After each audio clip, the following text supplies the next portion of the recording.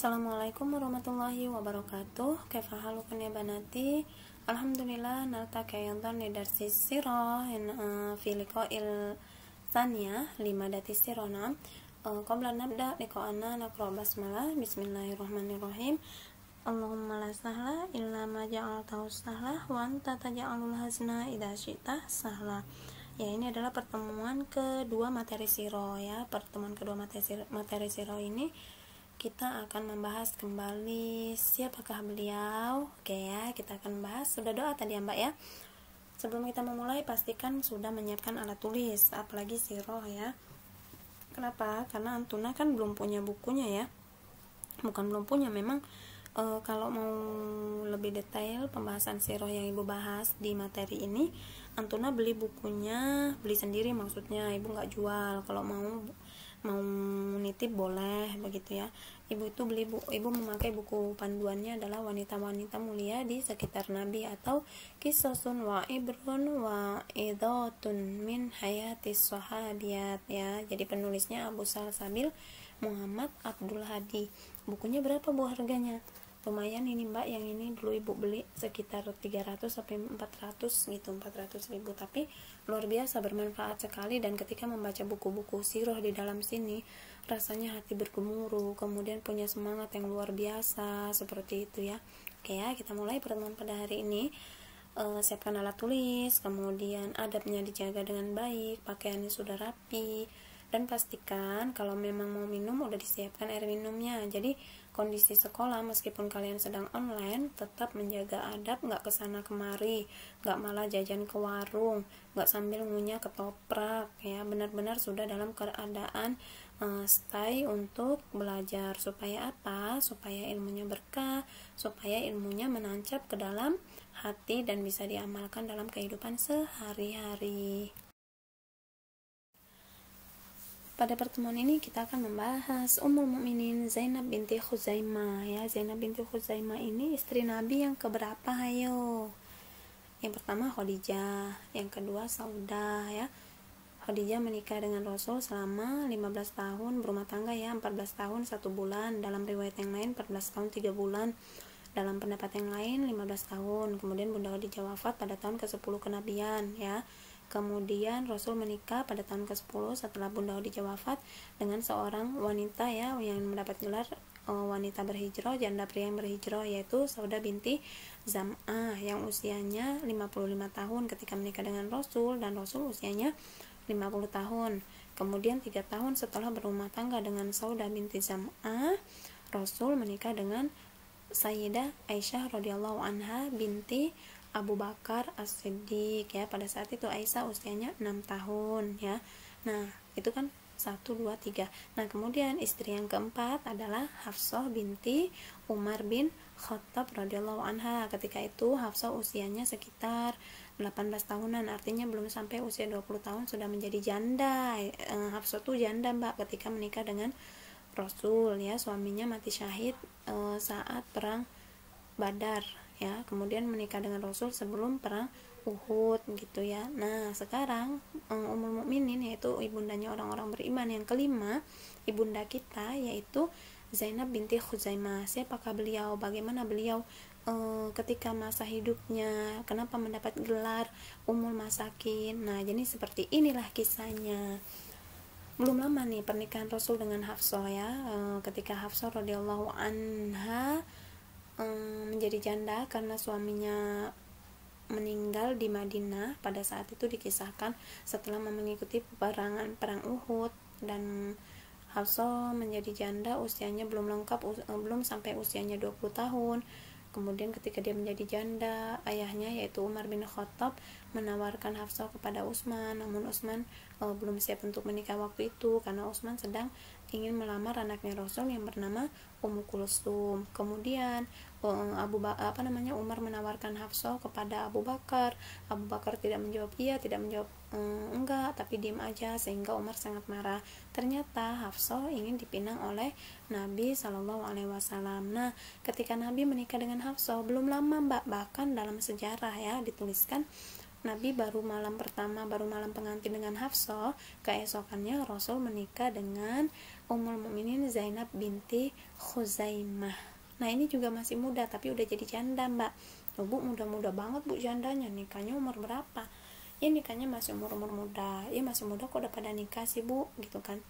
Jadi perlu diketahui anak-anakku, wanita-wanita Ummul Mukminin ya, atau para sahabi ya pada zaman itu, mereka itu usianya kecil tapi akalnya sudah dewasa. Mereka sudah berilmu, mereka beriman kepada Nabi di awal dakwah Islamiyah, mereka mendapat ilmu langsung, pendidikan langsung ya, langsung dari Universitas Kenabian ya, yang makanya akal mereka itu mereka lebih berakal daripada orang masa kini, umur sudah tua tapi sikap masih ke kanak-kanakan, umur sudah 18 tahun tapi tingkahnya masih kayak bocah. Itulah kenapa orang zaman sekarang kalau nikah nunggu matang dulu, tunggu dewasa. Udah dewasa juga abis nikah masih ngerengek sama emak bapaknya, seperti itu. Kok bisa gitu sih bu? Ya karena tidak pahamnya akan ilmu agama, karena kurang sungguh-sungguhnya dalam belajar. Makanya kalian sekolah di Asabikun itu dibentuk bagaimana kalian menjadi wanita yang mandiri. Kenapa ada tata boga? Supaya kalian pandai memasak. Kenapa ada merajut? Supaya kalian pandai membuat menjahit, seperti itu. Merajut, menjahit itu kan keterampilan yang harus dimiliki seorang wanita gitu ya. Dulu ibu benci banget mbak merajut, nggak suka banget itu waktu itu merajut. Nah suatu ketika saat ibu sedang lelah nih, namanya kita menghafal Quran tuh ada rasa capek gitu mbak, ada rasa sempat down. Karena apa? Ada ayat-ayat yang ketika dihafal kok susah banget, ternyata bukan ayatnya yang susah tapi dosanya yang banyak gitu ya, dosa ibu yang banyak kan. Nah kemudian ketika haid, saat itu lagi haid gitu kan, temen ibu tuh sambil murojaah sambil megangi alat rajut gitu mbak, sambil ngerajut bikin boneka, terus bikin sarung tangan untuk megang Al-Quran. Karena kenapa? Kalau kita haid kan kita nggak boleh megang Al-Quran kan. Nah teman ibu itu, ibu manggilnya bule gitu karena ponakannya deket banget sama ibu kan. Nah dia lagi megang alat rajut sambil ngerajut sambil murojaah, a'udzubillahi minasyaitonirrajim, sayaqulu subhanallahi minan nasi ma wallahu man qiblatihim allati kanu 'alaiha. Nah dia itu murojaah sambil ngerajut gitu. Terus ibu bilang gini, boleh ajarin ngapa? Tahu nggak apa kata teman ibu itu dengan jutek? Dia bilang, emang kamu bisa ngerajut? Terus ibu balas lagi, ya makanya akunya diajarin. Akhirnya dia ngajarin ibu mbak, dia ngajarin ibu ngerajut. Dan pertama kali rajutan yang ibu bikin itu adalah boneka, dan itu bonekanya kan kecil tuh buat gantungan tas. Suatu ketika ibu tuh lagi liburan ke rumah keponakan ibu yang ada di Boyolali ya, di Darussahadah. Nah pas itu ponakan ibu tuh masih TK lah mbak, masih TK. Dia punya boneka dolphin warnanya pink gitu mbak. Ibu bilang, mbak Ayah boleh nggak untuk amah ya, amah itu kan tante gitu kan, boleh nggak ini untuk amah, buat amah Dila? Nggak boleh gitu kata dia kan masih TK, masih kecil. Terus ibu bilang, ama punya boneka cantik, boneka rajutan itu mbak. Iya boleh, tukeran gitu katanya. Sekarang ponakan ibu udah SMA ya, lagi ngambil sekolah khusus tahfidz gitu kan.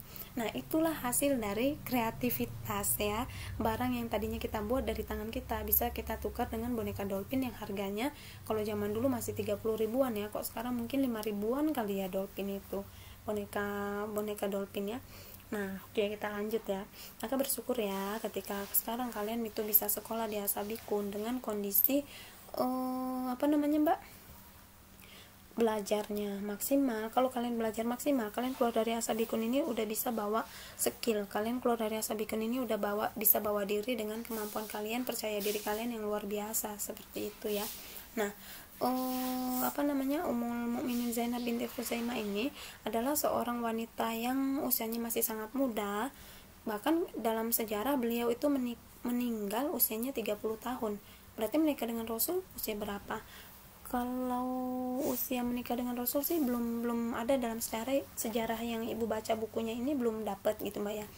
Tapi kalau usia kematiannya atau wafatnya itu pada usia 30 tahun ya.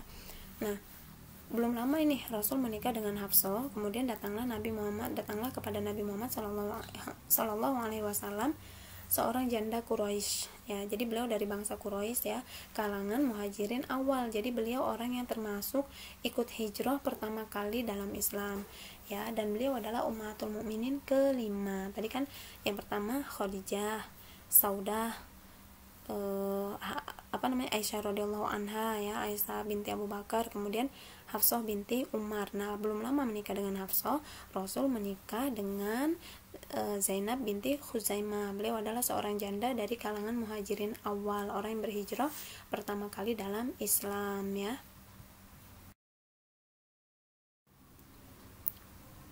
Kelahirannya, oh ini dia Mbak kelahirannya ya, kelahiran. Nah, oh ada nih, beliau lahirnya di Mekah. Maaf ya, ternyata di slide selanjutnya gitu kan. Bunda Zainab binti Khuzaimah, Ummul Mukminin yang kelima, beliau ini lahir di Mekah. Kemudian kelahirannya sekitar 13 tahun sebelum diutusnya Nabi menjadi Rasul. 13 tahun berarti kalau Nabi waktu diangkat menjadi Rasul usianya 40 tahun, berarti 13 tahun sebelumnya, berarti usia Nabi 27 tahun ya. Nah, jarak usia Zainab binti Khuzaimah dengan Nabi itu 27 tahun. Kalau jarak usianya Aisyah dengan Nabi sekitar 40 berapa ya, 40 tahunan lah, 40 tahunan begitu Mbak. Jadi jaraknya itu jauh-jauh sekali ya. Nah, jadi beliau lahir di Mekah sekitar 13 tahun sebelum diutusnya Nabi Muhammad menjadi Rasul. Usia Nabi 27 tahun, lahirlah Zainab binti Khuzaimah. Nah, Zainab ini dikenal dengan kasih sayangnya kepada fakir miskin. Makanya tadi kan dibilang di awal itu gelarnya adalah Ummul Masakin, ibunya orang-orang miskin, karena beliau sangat dikenal sekali, sangat-sangat menyayangi para fakir miskin. Seperti itu Mbak. Pernikahan Bunda Zainab binti Khuzaimah dengan Nabi Shallallahu Alaihi Wasallam Mbak. Kalau ibu menyebutkan Nabi Muhammad atau Rasul Shallallahu Alaihi Wasallam, antuna itu ikut mengucapkan Shallallahu Alaihi Wasallam, artinya bersolawat ke atas Nabi. Supaya apa? Supaya kuburannya nggak sempit. Kok gitu Bu? Kan orang pelit kuburannya sempit kan? Tahu nggak itu maknanya apa? Jadi kata Nabi begini, siapakah orang yang sempit? Begitu kan Nabi bertanya kepada para sahabat. Para sahabat berkata mereka yang tidak mau mengeluarkan hartanya untuk diinfakkan begitu. Tapi Nabi berkata, orang yang pelit adalah orang yang ketika mendengar namaku disebut, yaitu Nabi, tapi dia tidak mau bersolawat atasku. Yaitu ketika kita mendengar Nabi, kita nih kayak ini ibu ngomong Rasulullah atau Nabi Shallallahu Alaihi Wasallam, tapi kalian siapapun yang mendengar tidak mengucapkan Shallallahu Alaihi Wasallam, maka dia dikatakan orang yang pelit. Dimanapun ketika kita mendengar nama Nabi diucap Shallallahu Alaihi Wasallam, maka ucapkan Shallallahu Alaihi Wasallam. Ibu dari tadi ngomong itu terus Bu, ya udah berarti ucapin terus. Kenapa? Satu, bener kan kalau orang yang pelit kuburannya sempit. Lah gimana nggak sempit, orang dia ngucapin sholawat aja pelit, nggak mau. Udah dengar nama sholawat Nabi bolak-balik diucapkan dia, tapi tidak mengucapkan Shallallahu Alaihi Wasallam. Apa sih susahnya? Padahal satu kali kita bersolawat atas Nabi kita Muhammad Shallallahu Alaihi Wasallam, ibu udah dapat berapa kali sholawat dari Allah? Satu kali kita bersolawat, maka Allah bersolawat kepada kita 10 kali. Ibu tadi udah dari tadi Shallallahu Alaihi Wasallam, Shallallahu Alaihi Wasallam. Nah, udah berapa kali coba ibu diselawatin sama Allah? Enak loh. Kita tuh kalau mau beramal soleh, sebetulnya hal-hal kecil yang seperti ini tanamkan dalam diri kita, sehingga ketika kita memang kita belum bisa melakukan amal soleh yang besar, contohnya misal bersodako sampai bisa membangun masjid, misalnya seperti itu ya, atau kita belum bisa memberi 10 makan orang atau 100 makan orang miskin atau anak yatim setiap bulan, seenggaknya kita punya kebiasaan-kebiasaan yang kecil tapi akan menjadi sebesar gunung Uhud yang kelak bisa menjadi syafaat atau penolong kita di akhirat, seperti itu ya. Nah, kemudian kita lanjut nih ya. Beberapa ulama berbeda pendapat tentang pernikahan Zainab binti Khuzaimah dengan Nabi ya. Zuhri ini seorang ulama. Beliau berkata bahwa sebelum menikah dengan Nabi, Zainab menjadi istri Abdullah bin Jahsy. Abdullah bin Jahsy ini sepupunya Nabi loh. Jadi Nabi kan menikah dengan Zainab binti Jahsy. Ya, Zainab binti Jahsy itu dulu menikah dengan Zaid bin Harisa. Zaid bin Harisa adalah anak angkatnya Nabi. Jangan mumet, ini catat nih. Zaid bin Harisa itu anak angkatnya Nabi. Nah, Zainab binti Jahsy adalah sepupunya Nabi. Abdullah bin Jahsy, saudara laki-lakinya Zainab binti Jahsy, juga sepupunya Rasul kan, berarti ini dari pihak ibu. Dari pihak ibunya ya, tapi kakeknya sama Abdul Muthalib ya, Abdul Muthalib ya. Nah, sebelum menikah dengan Nabi, Zainab binti Khuzaimah menikah dengan Abdullah bin Jahsy, yaitu sepupunya Rasul. Nah, kok belibet sih Bu gitu. Jangan dipikir belibetnya, pokoknya kan boleh dinikahi karena tidak mahram ya. Jadi orang yang nggak mahram sama kita, sepupu itu boleh nikah, seperti itu. Boleh kita nikahi atau sepupu boleh menikahi kita. Daripada pusing-pusing nyari calon kan, kalau sepupunya soleh, hafal Quran, mapan, ganteng, maning, ya wes lah, nggak apa-apa nikah mah. Yang penting kaliannya solihah, terus kaliannya juga menarik ya, dipandang enak karena kesolehahannya, karena hafalannya banyak. Sekolah di Asabikun punya skill yang baik, sekolah di Asabikun menjadi anak wanita muslimah yang tegar, nggak cengeng, nggak kekanak-kanakan, seperti itu. Siap ketika ditegur hafalannya nggak lancar, kan begitu ya. Nah, kita lanjut lagi ya. Nah, kemudian Zainab binti Khuzaimah ini kan menikahnya dengan Abdullah bin Jahsy. Kemudian suaminya Abdullah bin Jahsy ini meninggal karena terbunuh pada saat perang Uhud. Dan Abdullah bin Jahsy ini termasuk orang yang berislam ya, dia beriman kepada Rasul karena dia mengikuti peperangan saat perang Uhud dan meninggal ya, syahid insyaallah. Namun Qatadah bin Di'amah, seorang ulama juga, beliau berkata, sebelum menikah dengan Rasulullah, Zainab pernah menjalani rumah tangga dengan Tufail bin Haris. Wallahu a'lam bishawab ya. Seperti itu. Intinya kita mengikuti kisahnya, sejarahnya dari para ahli tarikh, yaitu mereka para penulis sejarah dalam Islam. Nabi Muhammad meminangnya setelah masa idahnya. Jadi begini, perempuan itu Mbak, ketika udah ditinggal mati oleh suaminya nggak boleh langsung nikah. Beda sama laki-laki. Laki-laki itu nggak punya masa idah, cuma paling diomongin. Misal gini, laki-laki ditinggal mati istrinya meninggal malam hari, pagi istrinya dikubur, sore suaminya udah nikah lagi, jadi omongan. Padahal dalam sejarah Islam, dalam syariat Islam, mau laki nikah lagi habis istrinya masih hidup juga dia mau nikah lagi, ya monggo, enggak ya monggo gitu loh. Tapi kalau dalam Islam, wanita itu punya waktu atau masa idah, masa jedah. Jadi masa idah dia itu ketika ditinggal suami mati atau masa idahnya ketika bercerai itu berbeda. Yang pasti kondisi wanita ketika masa idah, dia harus berada di dalam rumah, tidak boleh keluar rumah. Kemudian dia tidak boleh berdandan, dia tidak boleh menerima tamu laki-laki ya, seperti itu. Itu ada masa idah untuk perempuan. Tapi sekarang sayangnya ya, sayang sekali karena kebodohannya terhadap agama, wanita-wanita pada masa kini suaminya baru mati seminggu udah manggung ya di atas panggung. Nah, ibu kok dibahas ibu, paling kalian paham maksud ibu ya. Itu dalam syariat Islam sungguh tidak dibenarkan. Mau seperti apapun dia menjadi tulang punggung. Ya namanya perempuan, kalau udah ditinggal mati oleh suaminya pasti jadi tulang punggung lah. Itulah hebatnya wanita. Makanya Islam sangat memuliakan wanita. Ketika seorang ibu bisa menjadi tulang punggung, tapi ayah belum tentu bisa menjadi ibu. Artinya seorang ibu bisa mencari nafkah untuk menafkahi anaknya. Banyak loh teman-teman ibu yang ketika ayahnya sudah meninggal, ibunya nggak mau nikah lagi. Kenapa? Biar dia ingin cintanya hanya untuk suaminya dan bahkan dikumpulkan bersama suaminya di surga. Tapi ketika seorang suami ditinggal mati oleh istrinya, jarang ada ayah yang gak menikah lagi. Karena apa? Karena berat menjadi seorang ibu. Menjadi seorang ibu itu berat sekali sayang, gitu ya. Jadi kalau memang kalian belum siap menikah, jangan pacaran. Gak usah nekat-nekat chatting sama lawan jenis, gak usah nekat-nekat pingin pacaran karena gak mau dikatain jomblo. Kalau jomblo terhormat itu lebih baik, kenapa harus pacaran dengan menghilangkan kehormatan pada diri sendiri? Kan seperti itu ya. Jadi yang sabar ya bro gitu, nggak apa-apa ya kalau dikatain jomblo itu yang sabar, nggak usah langsung lantas ya ampun aku kok kayak nggak laku. Bukan nggak laku, kalian jomblo itu karena kalian menjaga kehormatan diri kalian.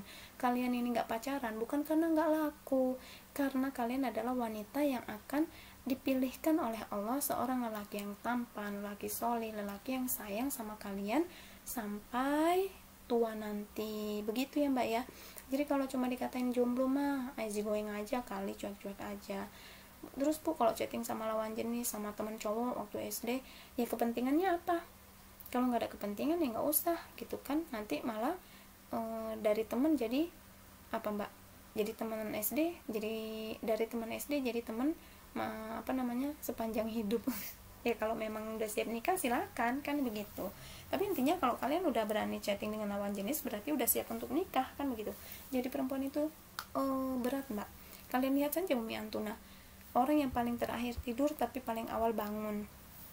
Ya, itulah perempuan, itulah wanita, itulah ketika wanita sudah menjadi istri, sudah menjadi seorang ibu, ya. Jadi ini dia, Nabi Muhammad meminang siapa tadi? Zainab binti Khuzaimah setelah selesai masa iddahnya, masa penantiannya. Kemudian Rasul menikahi Zainab dengan memberi mahar 400 dirham. Waktu nikahin Saudah binti Zam'ah juga 400 dirham ya Mbak. Hitungannya 400 dirham kalau dihitung secara rupiah itu sekitar 1.500.000 bla bla bla gitu ya. Ada recehannya lagi lah gitu. Tapi 1.500.000 sekian itu pada masa 1.400 tahun yang lalu. Kalau sekarang dirupiahkan ya iya kecil, tapi kalau 1.500.000 atau dihitung dengan masa 10 tahun yang lalu aja lah, 1 juta tuh kan udah banyak banget kan. Nah, bisa jadi 1.500.000 pada masa kini, pada masa itu ber-mm, artinya miliar-miliaran gitu loh. Jadi benar-benar kan sebagaimana hadis Nabi, lelaki yang baik adalah yang memberi mahar yang banyak untuk calon mempelainya, dan sebaik-baik wanita adalah yang sedikit meminta maharnya kepada calon suami. Artinya tidak memberatkan calon suami untuk memberikan mahar ya, seperti itu. Nah, itu nanti ada di bab nikah. Bab nikah itu kalau fikih sama siapa ya? Sama Bu Rahma ya. Sabar ya, nanti kalau pengen tahu bab nikah di kelas 12. Rasul menikahi Zainab binti Khuzaimah itu pada bulan Ramadan tahun ketiga Hijrah. Nah, tahun ketiga Hijrah, dan Rasul menjadi wali atas pernikahannya. Jadi Rasul sendiri yang menjadi wali atas pernikahan Zainab binti Khuzaimah. Kalau ini sebagai pengkhususan ya Mbak, syarat nikah itu kan adanya wali, adanya saksi, adanya mahar, dan adanya calon mempelai. Kalau udah ada wali, ada mahar, ada saksi, nggak ada calon mempelai, juga nggak sah. Mau nikah sama siapa? Kan lucu kan. Nah, maka Zainab binti Khuzaimah yang menjadi wali atas pernikahannya adalah Nabi sendiri. Nabi langsung menjadi walinya. Jadi urusan pernikahannya itu diserahkan benar kepada Rasul, dan ini pengkhususan saja. Sebagaimana Nabi SAW menikah dengan Zainab binti Jahsy. Loh, tadi perasaan ada Abdullah bin Jahsy gitu ya. Menikah dengan Zainab binti Jahsy, diwalikan langsung oleh Allah. Allah menjadi wali atas Zainab binti Jahsy dari langit ketujuh, dan itu adalah pengkhususan untuk para istri-istri Nabi Shallallahu Alaihi Wasallam ya. Kemudian Zainab binti Khuzaimah bersama Rasul, berumah tangga dengan Rasul baru 3 bulan, kemudian beliau wafat. Ada yang mengatakan baru 8 bulan, baru 3 bulan, baru 4 bulan, tapi ibu ambil pendapat yang paling ini ya Mbak ya, paling masyhur, paling pendapat yang kuat, yaitu beliau baru berumah tangga dengan Nabi 3 bulan, kemudian wafat. Apa sih hikmah dari pernikahan Zainab binti Khuzaimah dengan Rasul Shallallahu Alaihi Wasallam? Setiap pernikahan Rasul dengan para istri-istrinya pasti ada hikmahnya. Ya, apa hikmahnya? Kan benar, setiap hikmah dari pernikahan pasti yang pertama adalah kepeloporannya dalam memeluk Islam, kepeloporannya dalam memeluk agama Allah dan Rasul, ketaatannya terhadap Rasul, seperti itu kan. Tapi selanjutnya nanti ada hikmah-hikmah yang lain begitu. Tapi yang pertama pasti balasan bagi orang yang memeluk Islam dan dia benar-benar memperjuangkan keislamannya, seperti itu. Pasti dia akan mendapat balasan yang luar biasa dari Allah, diganti dengan sesuatu yang jauh lebih besar. Yang tadinya dia memiliki suami bernama Abdullah bin Jahsy, seorang sahabat Nabi yang mati dalam keadaan syahid ketika peperangan Uhud, karena dia bersabar Zainab binti Khuzaimah ini dan menjaga kehormatannya ya, maka Allah menggantinya dengan seorang lelaki yang luar biasa, jauh lebih hebat, lelaki terbaik di dunia, yaitu Rasul Shallallahu Alaihi Wasallam. Kemudian hikmahnya lagi, Rasulullah sebagai wali untuk mengurusi pernikahannya. Jadi hikmah dari pernikahan Zainab binti Khuzaimah, keistimewaannya juga, Zainab binti Khuzaimah menikah tanpa wali bapak atau wali abangnya atau wali mahramnya, tapi walinya dalam pernikahan adalah langsung Rasul Shallallahu Alaihi Wasallam. Jadi Rasul adalah mempelainya dan Rasul juga lah wali atas pernikahannya tersebut. Kemudian pernikahan Nabi dengan Zainab tidak didorong atas nafsu ya, tidak didorong atas nafsu. Maksudnya apa? Karena dalam sejarah dikatakan Rasul menikahi Zainab binti Khuzaimah tidak lama setelah Nabi Shallallahu Alaihi Wasallam menikahi Hafsah ya. Bahkan dikatakan Rasulullah Shallallahu Alaihi Wasallam menikahi Zainab setelah Rasul bermalam pengantin dengan Hafsah binti Umar radhiyallahu anha, seperti itu. Tapi Rasul tidak menikahi atas dasar nafsu, tapi atas perintah Allah. Paham ya sampai di sini?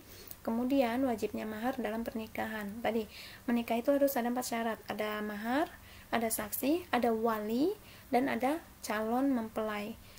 Ada calon mempelai, ada saksi, ada mahar, tapi nggak ada wali, nggak sah. Nikahnya nggak sah, jadi jatuhnya ke zina ya. Ada apa lagi namanya mbak? Ada mahar, ada saksi, ada wali, ada calon mempelai, nggak ada mahar, nggak boleh juga, karena syarat wajibnya sahnya pernikahan itu adalah adanya mahar, seperti itu ya. Jadi 4 syarat ini harus terpenuhi. Loh tadi kok Zainab binti Khuzaimah nggak ada walinya bu? Rasul yang mewalikan pernikahan, Rasul yang menjadi walinya atas perintah Allah, dan itu adalah khususiyah, adalah pengkhususan. Paham ya? Pengkhususan itu udah nggak bisa kita otak-atik. Nah, udah khusus perintah Allah, seperti itu. Dalam rumah tangga Nabi Shallallahu Alaihi Wasallam, wanita yang menyayangi kaum miskin dan selalu bersikap lembut. Jadi Zainab binti Khuzaimah pun sebetulnya sebelum menikah dengan Nabi, beliau sudah memiliki karakter untuk menyayangi orang miskin. Karakter itu adalah kebiasaan yang kita lakukan terus-menerus, mbak. Akhirnya menjadi terbentuk dalam diri kita. Nih, makanya kalau kita terbiasa, bukan kita sih. Jadi kalau ada seseorang yang terbiasa tidur habis subuh, kemudian dia lelet, tidak terbiasa disiplin. Misalnya, udahlah contohnya gampangnya, terbiasa untuk presensi terlambat, menganggap remeh, presensi juga nanti juga bisa. Itu menunjukkan jika dia terus-menerus melakukan hal itu akan terbentuk karakter bahwa dia akan menjadi orang yang suka meremehkan sesuatu, dan itu sangat buruk, itu sangat tidak baik. Karena karakter buruk itu atau karakter baik itu kita yang membentuk, kita menentukan. Maka jangan suka menyepelekan hal-hal yang kecil, seperti halnya presensi ya. Udah diingetin sama uminya, kak jangan tidur subuh, nanti kamu presensi terlambat, ditegur lo sama Budila misalnya begitu kan, ditegur lo sama gurumu, sama wali kelasmu, umi aja lah yang ngisi. Nah, hal-hal seperti itu membentuk karakter sampai tua. Kenapa? Karena pada usia remaja ini adalah pembentukan karakter ketika nanti kalian berusia masa pernikahan. Ketika sudah masa menikah, kalian memiliki karakter yang buruk, suka lelet, suka menyepelekan sesuatu, sampai kalian menjadi seorang ibu. Menjadi seorang ibu ketika sudah terbiasa menyepelekan sesuatu, terbentuklah menjadi ibu yang menyepelekan sesuatu, hatta anaknya akan terbentuk anak yang suka menyepelekan sesuatu. Artinya kalau sudah kebiasaan lalu dibiasakan menyepelekan, akan terbentuk karakter itu akan jadi turun-menurun. Kenapa? Karena akan terbiasa seperti itu. Maka jangan membiasakan hal, dan bahkan jangan menyepelekan hal-hal yang memang mungkin sepele, betul. Presensi itu mungkin sepele bagi kalian, atau ketika ada undangan nih, undangan rapat nih, atau undangan OSIS lah misalnya, kita mau ada acara pukul 8, harus hadir pukul 8 atau sebelum pukul 8. Kalau orang yang punya prinsip untuk disiplin, dia akan hadir sebelum pukul 8. Dia akan punya prinsip nggak apa-apa datang 1 jam sebelumnya daripada terlambat. Mau tahu nggak? Guru-guru kalian kan, ini kelas berapa ya? Kelas 10 atau 11 ya? Ya kelas berapapun itu. Ketika kami ada keterlambatan 5 menit saja atau 10 menit saja sebelum bel berbunyi, rasanya malu sekali, seperti tertampar. Padahal nggak ada yang menyinggung. Padahal ya kepala sekolah atau atasan kami, Bu Siti itu tidak pernah namanya marah kalau kita maksudnya terlambat, nggak sampai bunyi bel gitu. Tapi rasanya ada, kok datangnya terlambat ya, karena teman-teman yang lain udah datang dari pukul 6:30, sedangkan Budila datangnya pukul 6:30 lebih 5 atau 6:30 lebih 10, kayaknya tuh udah terlambat banget gitu, padahal belnya masih pukul 7, seperti itu. Artinya kita akan membentuk karakter kita dengan hal-hal yang biasa kita lakukan ya, jangan suka menyepelekan sesuatu. Oke. Nah, Zainab binti Khuzaimah sendiri memiliki karakter untuk menyayangi orang miskin itu bukan karena menikah dengan Nabi, tapi sejak sebelum menikah dengan Nabi, beliau itu memang sudah memiliki karakter yang baik, yaitu menyayangi orang miskin, orang-orang fakir. Nah, begitu menikah dengan Nabi, Nabi pun adalah orang yang sangat menyayangi fakir miskin. Nabi itu orang yang sangat menyayangi anak-anak. Nabi itu orang yang sangat berlemah lembut. Jangankan sama sesama muslim, Nabi sama orang Yahudi yang buta di pinggir kota Mekah aja nyuapin makanan, berlemah lembut. Sampai ketika Nabi meninggal, pelan orang Yahudi itu menghina Nabi, mencela Nabi. Tapi karena dia nggak tahu yang nyuapin dia adalah Muhammad, dia menghina. Tapi Nabi tetap baik. Artinya Nabi itu adalah orang yang sangat lembut, seperti itu kan.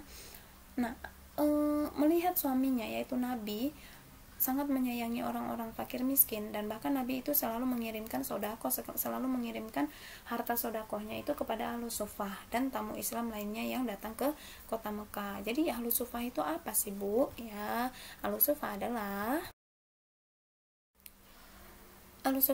orang-orang yang orang-orang miskin yang tinggal di sekeliling serambi Mekah.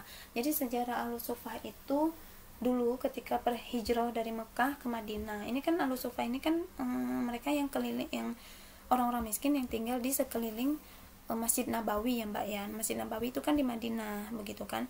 Nah, ahlu sufah ini sejarahnya ketika orang-orang muhajirin Mekah, kaum muslimin dari Mekah hijrah ke Madinah, saat itu kan bludak ya Mbak ya, sampai tempat penampungan, tempat tinggal orang-orang muhajirin ini, orang hijrah itu kan nggak punya apa-apa. Bahkan sahabat Nabi yang paling kaya ya, yang paling kaya di masanya itu ketika hijrah cuma pakai baju doang, yang boleh dibawa itu cuma baju yang pakai di badannya, hartanya semua ditinggal ya, seperti itu. Artinya orang-orang hijrah itu mereka meninggalkan seluruh hartanya, bahkan baju yang dipakai cuma boleh, yang dibawa cuma boleh baju yang dipakai. Miskin kan. Ketika sampai di Madinah, mereka semua ditampung di sebuah daerah, di sebuah tempat yang kemudian sekarang menjadi Masjid Nabawi. Nah, disitulah akhirnya menjadi sebuah sejarah orang-orang miskin tinggalnya di sekeliling serambi Masjid Nabawi, karena ketika hijrah orang-orang miskin itu diberi makan oleh penduduk Madinah, oleh orang-orang kaya ya, yang mereka tinggalnya di daerah situ sampai Masjid Nabawi dibangun. Maka terjadilah sekeliling Masjid Nabi, sekeliling Masjid Nabawi atau serambi Masjid Nabawi itu banyak ahlu sufa, orang-orang miskin, dan itu Rasul selalu memberi makan kepada mereka ya, sampai Nabi SAW bersabda, ini hadis ini motivasi banget bagi ibu ya. Kenapa? Kita itu hidup dari mana sih kepercayaan diri kita kalau memang kita itu udah dijamin masuk surga gitu loh Mbak. Ya memang betul kita minta surga sama Allah, kita selalu berdoa sama Allah. Ketika kita meminta surga sama Allah ya harus diimbangi dengan amal solih. Udah mah doa malas, habis sholat langsung megang HP. Udah mah doa habis sholat malas berzikir, cuma habis udah langsung ninggalin tempat untuk berzikir. Padahal mintanya sama Allah surga, padahal mintanya sama Allah dikasih rizkinya lebih-lebih, bila-bila begitu kan, bila-bila gitu kan. Mintanya rizki sama Allah yang banyak, mintanya kebahagiaan, gak mau ditimpa musibah, tapi minta sama Allah. Ketika sholat, zikir aja tasbih, tahmid, takbirnya gak selesai, zikirnya kepada Allah, mendoakan orang tuanya setengah-setengah begitu, apa yang mau kita dapat? Nah makanya ketika membaca hadis-hadis ini adalah sebuah motivasi bagi ibu, seperti itu ya. Ibu tuh menceritakan diri ibu sendiri, kalau ada yang tersinggung ya alhamdulillah, seperti itu, berarti hatinya sehat ya. Oke, Nabi SAW bersabda, manusia yang paling dicintai Allah adalah yang paling banyak manfaatnya dari orang lain ya. Jadi ketika kita punya sahabat, ketika kita punya teman, orang itu suka bermain sama kita kalau mau mengambil keuntungan aja ya. Misal dia pinter, jadi kita minta ajarin dia aja, nanti kalau kita udah bisa ya udah kita nggak usah berteman lagi sama dia, nggak masalah, nggak akan merugikan kalian ya. Ketika kalian itu berbagi ilmu kalian bertambah, orang lain mengamalkan ilmu yang kita ajarkan, kita dapat pahala. Sama halnya seperti ibu, sama halnya seperti guru.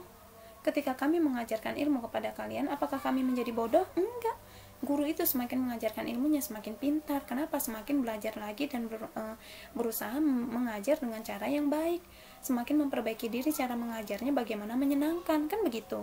Jadi kalau kita mengambil dari hadis ini, dan ibu sangat termotivasi, khairun nasi anfa'uhum linnas, sebaik-baik manusia adalah yang paling banyak memberi manfaat untuk orang lain ya. Terus kata Rasul, orang yang paling, amalan yang paling dicintai Allah adalah kegembiraan yang engkau hadirkan kepada orang muslim. Jadi gini, kita sedih nih Mbak, gimana aku mau membahagiakan orang lain, aku aja sedih gitu kan.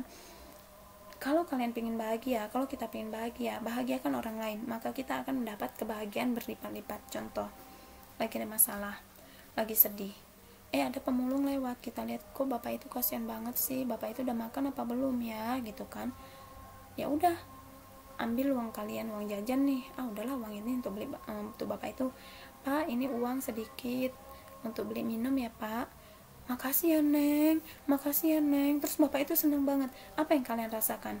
Kesombongan. Ibu yakin ketika kalian ngasih uang untuk pemulung tersebut, meskipun itu cuma 5.000, ngapain sombong cuma 5.000? Kan logikanya begitu.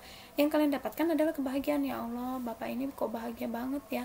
Dan kebahagiaan yang kita dapatkan itu adalah kebahagiaan yang langsung Allah berikan, gitu loh mbak.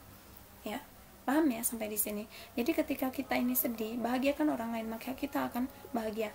Ibu juga merasa pernah begini kan, suatu kali nih, nggak suatu kali, sering kali gitu kan. Ibu juga pernah merasa sering kali, bentar ya, ibu pernah merasa sering kali tuh dalam keadaan, ya Allah mas kok hati adik sedih banget ya. Ada rasa terkadang tuh kayak tertekan, sedih, tapi nggak tahu masalahnya di mana. Nggak punya masalah kok sama orang, sama suami juga baik-baik aja, anak juga soleh gitu kan, tapi kok hati ini sesek banget ya rasanya. Ibu biasanya minta sama suami, mas pergi yuk jalan-jalan cari pemulung, mas pergi yuk jalan-jalan cari orang yang mungkin dia susah untuk ekonominya ya. Ibu ngajak suami, mas yuk berbagi beras yuk gitu. Ini bukan karena ibu pamer ibu punya, enggak, karena ibu jarang makan nasi mbak. Jadi beras ibu banyak, daripada nanti kalau nggak habis dikutuin jadi kutuan, mending ibu bagi ke pemulung, ya kan. Nah, ya ibu lagi beli beras banyak-banyak. Enggak, ibu nggak pernah beli beras sudah hampir setahun. Ya, jadi ya rezeki Allah itu datang dari segala arah ya.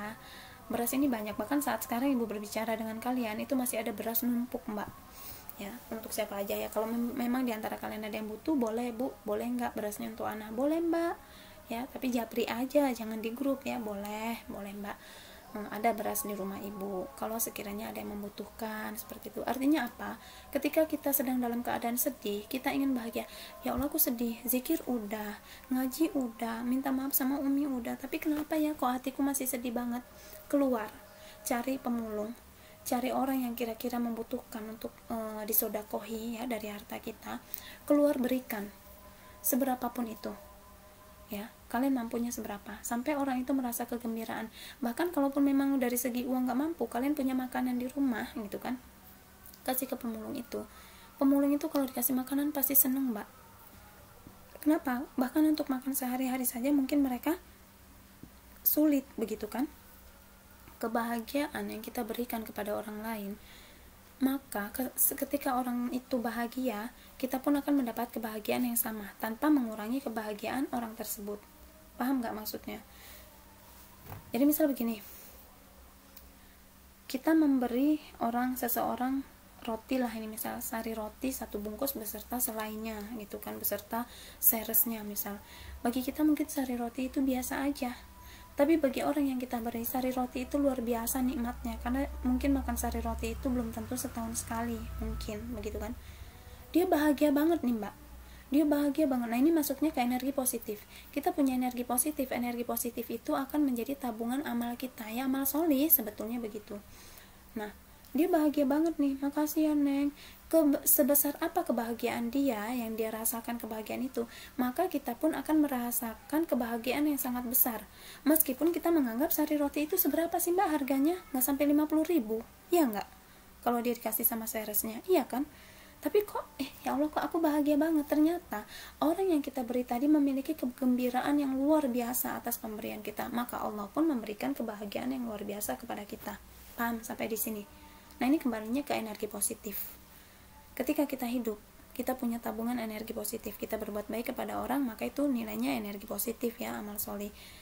Kalau kita menyakiti orang, itu masuknya ke energi negatif. Anggaplah energi negatif ini adalah tabungan buruk, energi positif ini adalah tabungan amal solih. Suatu ketika kita memiliki masalah, jadi kita itu kalau melakukan kebaikan, kita tuh punya tabungan mbak. Saat kita ada masalah, kita bisa berdoa dengan amal solih kita, yaitu wasilah, berwasilah. Ya Allah, jika aku memiliki amal solih, cairkanlah dia dalam bentuk apa. Misal kita butuhnya harta, ya Allah cairkanlah dia dalam bentuk harta. kok nggak cair-cair? Bisa jadi amal soleh kita itu minus, sehingga permintaan kita, kebutuhan kita nggak mencukupi karena amal soleh kita itu minus. Tapi kalau amal soleh kita itu banyak dan besar ya, kita memiliki amal energi positif lah, tabungan. Ibaratnya gini, antum punya tabungan 1 juta, tapi kebutuhan antum untuk beli laptop 10 juta, minus atau plus mbak? Minus kan? Bongkar tabungan, mau beli laptop yang harganya 10 juta, ceter, pecah. Ternyata uangnya cuma ada isinya 1 juta, butuh berapa juta lagi? 9 juta. Nah seperti itulah tadi amal soleh. Ya Allah, jika aku memiliki amal soleh, cairkanlah dia dalam bentuk harta. Kok nggak cair-cair? Lah ternyata amal solehnya minus, banyaknya amal salahnya. Sering lawan sama orang tua, nggak minta maaf, nggak berterima kasih sama orang tua, padahal sudah menyinggung orang tua tapi nggak mau tahu. Udah banyak dikasih kemudahan sama Allah, memiliki orang tua yang baik tapi nggak membantu orang tua. Lah gimana doanya mau terkabul? Jadi benar, dosa itu menghalangi rizki. Jadi jangan melakukan dosa dan maksiat. Namanya manusia bu, innamal insanu mahalu khata' wa nisyan bu, gitu kan, berdalil lah dia. Manusia itu kan tempatnya salah dan lupa bu. Ya minta maaf, ya minta ridho sama orang tua, berterima kasih sama orang tua. Supaya apa? Supaya dosa-dosanya terampuni. Bisa nih, ada satu amalan yang kalian itu bisa menyeimbangkan antara dosa dengan maksiat tadi. Tapi kalau ini dosanya dosa-dosa kecil ya, tilawah. Jadi yang memotivasi ibu itu untuk tilawah bisa selesai 1 hari 5 juz, dan ibu punya target memang tilawah 1 hari 10 juz, karena ibu mendapatkan dari mentor ibu begini, dari guru ibu, kalau ingin menanamkan anak agar cinta Al-Quran, maka ayah dan ibunya harus membiasakan diri tilawah 1 hari 10 juz, begitu kan bu? Mbak, ibu pingin dong anak ibu cinta Al-Quran, maka harus ibu tanamkan dalam diri ibu juga tilawah 1 hari 10 juz, begitu. Nah, kalau misalnya tidak terkejar targetnya, maka ibu mencatat itu sebagai hutang. Besok berarti tilawah harus 12 juz. Misal hari ini cuma dapat 8 juz. Begitu. Kenapa? Karena itu adalah kita membuat goal setting pada diri kita sendiri ya. Nah, sampai di sini paham ya, insya Allah ya. Terus kalau kita baca Quran, nah ibu ketika ibu membaca Al-Quran, ibu niatkan apa? Ya Allah, jadikanlah bacaan ini sebagai syafaat di akhirat kelak. Ya Allah, jadikanlah bacaan Al-Quran ini sebagai penggugur dosaku. Ya Allah, jadikanlah setiap bacaan Al-Quran yang aku baca ini pahalanya mengalir juga untuk kedua orang tuaku. Nah ini dia, ketika kita mau menghafal Al-Quran, anak-anakku solihah, niatkan, ya Allah, jadikanlah Al-Quran yang aku baca ini, yang aku hafal ini, setiap pahala dari hurufnya, karena setiap baca Al-Quran kan satu hurufnya diberi pahala, begitu kan. Setiap pahala dari satu hurufnya mengalir kepada kedua orang tuaku, ya Allah, karena orang tuaku yang memberikan aku makan, orang tuaku yang memberikan, yang mendidikku, yang menyekolahkanku, seperti itu. Insya Allah hafalan kalian itu akan kuat, hafalan kalian itu akan mudah. Coba deh, coba aja. Tapi pertama minta maaf sama orang tua, kemudian berterima kasih sama orang tua, meminta ridho sama orang tua. Kalau kalian tidak melakukan itu, kalian tidak akan pernah mendapat keberkahan ilmu. Yaudah, kita lanjut ya. Ini tadi udah paham ya, amalan yang paling dicintai Allah adalah yang membuat orang lain, muslim yang lainnya gembira atas perbantuan kita, atau engkau menghilangkan kesulitan dari dirinya. Misal dia kesulitan dalam masalah ekonomi, kok kasihan ya temanku yang itu kok nggak pernah jajan ya, gitu kan.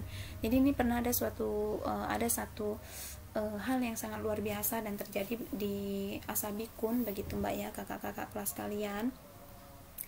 Dia memiliki teman seperti itu, kemudian temannya memang qadarullah, kondisi ekonominya itu ya sedang diuji oleh Allah gitu ya. Roda itu kan berputar, kadang dia muternya berputar kan, dia ada kondisi di atas, ada kondisi ekonomi sedang diuji sama Allah.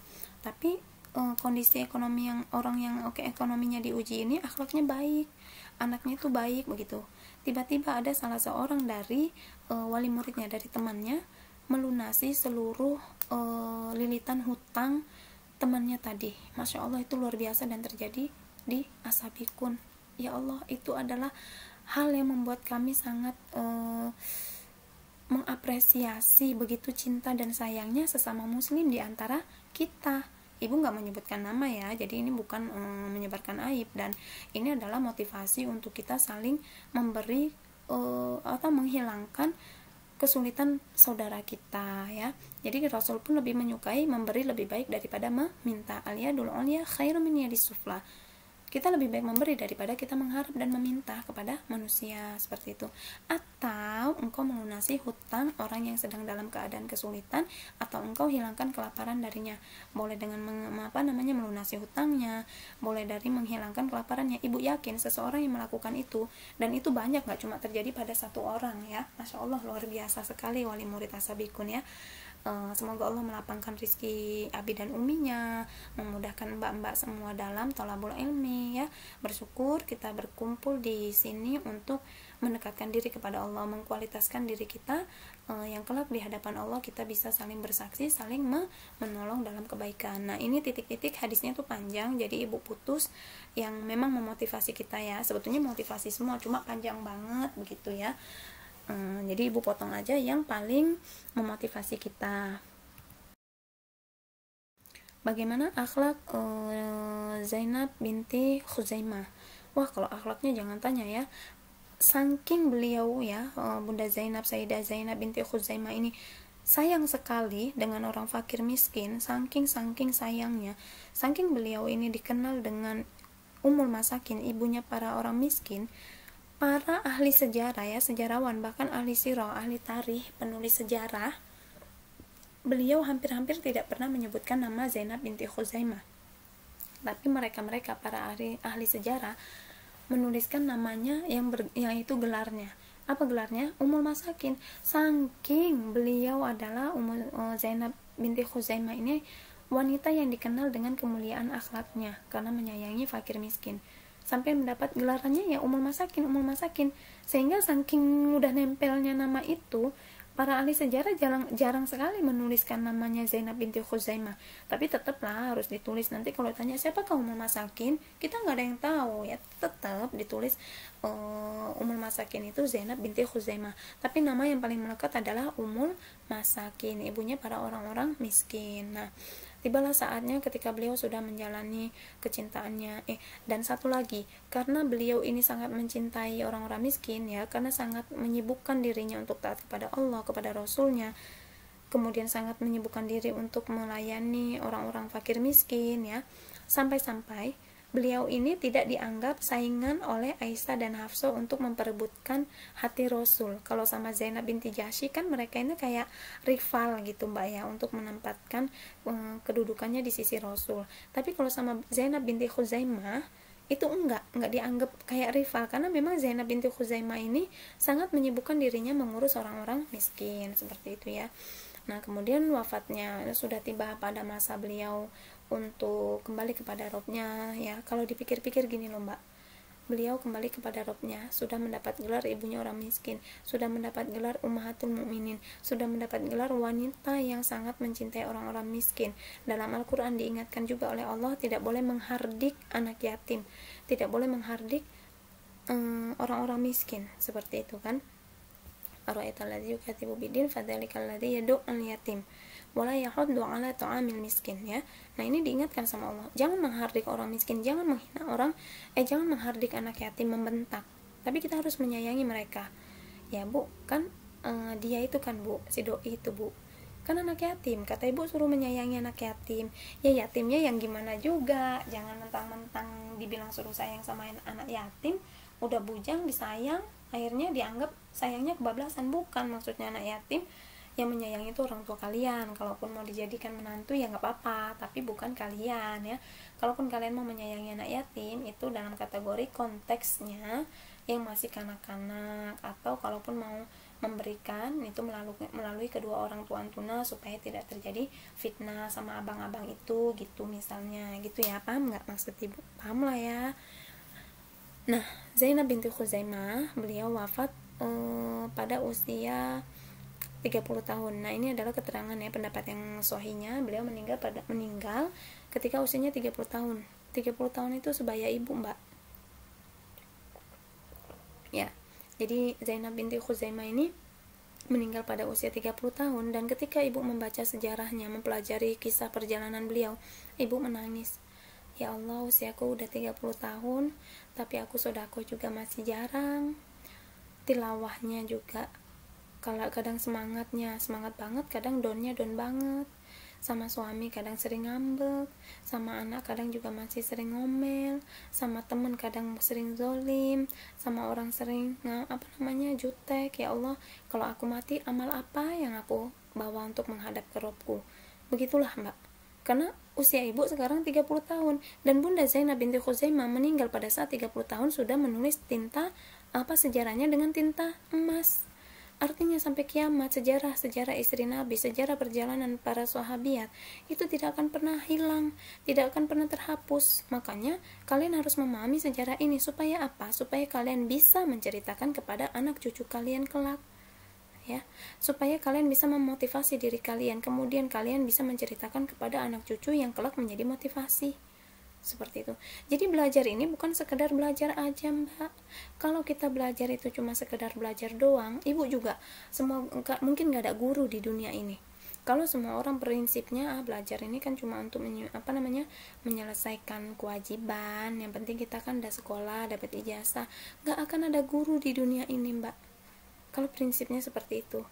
Kenapa seseorang bisa menjadi guru? Karena dia ingin menyalurkan ilmunya yang bermanfaat untuk banyak generasi, sehingga generasi-generasi yang mendapat ilmu dari para guru bisa melanjutkan ke generasi-generasi selanjutnya, dan kalian adalah generasi kami selanjutnya.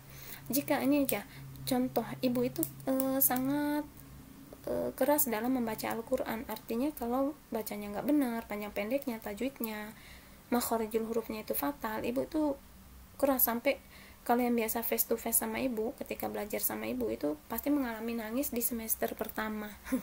Itu pasti Mbak, rata-rata mengalami nangis di semester pertama.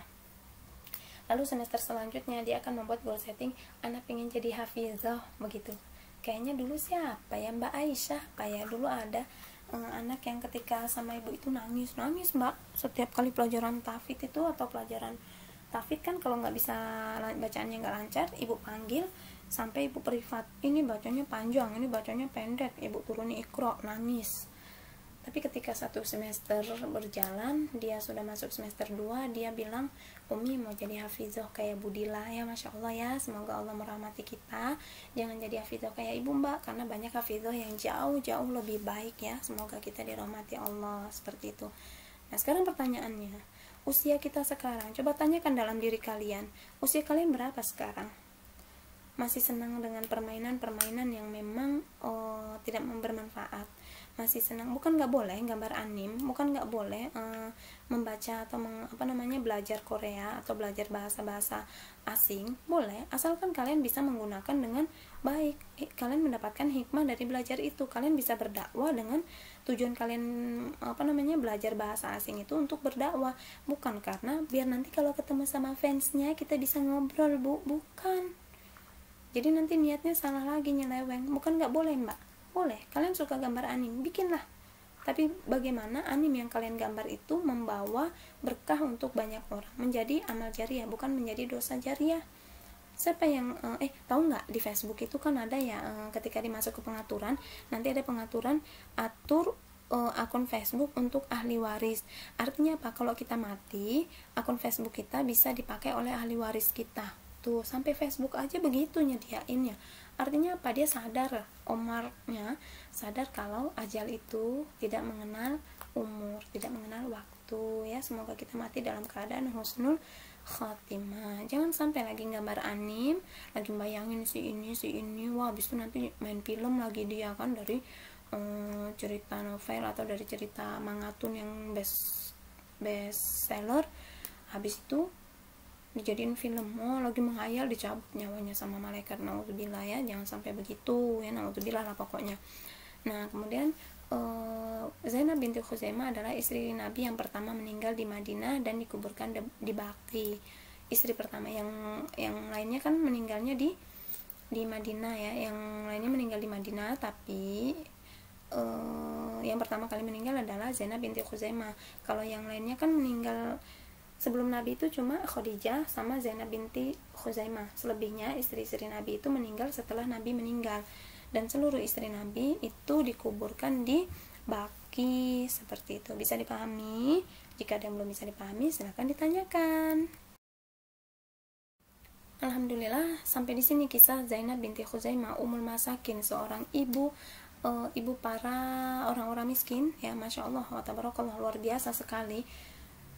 Ummul Masakin ini sangat memotivasi. Dalamnya adalah beliau adalah seorang wanita yang memang memiliki karakter baik ya. Menjadi seorang ahli sodako itu bukan karena sejak menikah dengan Rasul, tapi justru memang sebelum menikah dengan Rasul beliau sudah ahli sodako. Kemudian Zainab binti Khuzaimah tidak disibukkan dengan hal-hal yang membuat keributan antar kubu, madunya Rasul. Artinya antara Zainab dan Hafsah ini kan sohib, tapi kalau Zainab dan Hafsah sama Zainab binti Jahsy itu kayak rival untuk menempati kedudukan Rasul. Tapi Zainab binti Khuzaimah benar-benar menyibukkan dirinya sampai di usia 30 tahun beliau menghabiskan masa hidupnya untuk menyayangi orang-orang miskin, seperti itu. Lalu bagaimana kita ketika kita mati, apakah sudah ada yang disiapkan untuk menghadap ke Rob kita? Semoga semua amal kita diterima oleh Allah ya. Sholat kita, puasa kita, kemudian amal soleh kita, sedekah kita, bakti kita kepada orang tua kita, tilawah kita untuk Allah. Oke, kita akhiri pertemuan pada hari ini. Subhanaka Allahumma wa bihamdika asyhadu an la ilaha illa anta astaghfiruka wa atubu ilaik. Assalamualaikum warahmatullahi wabarakatuh.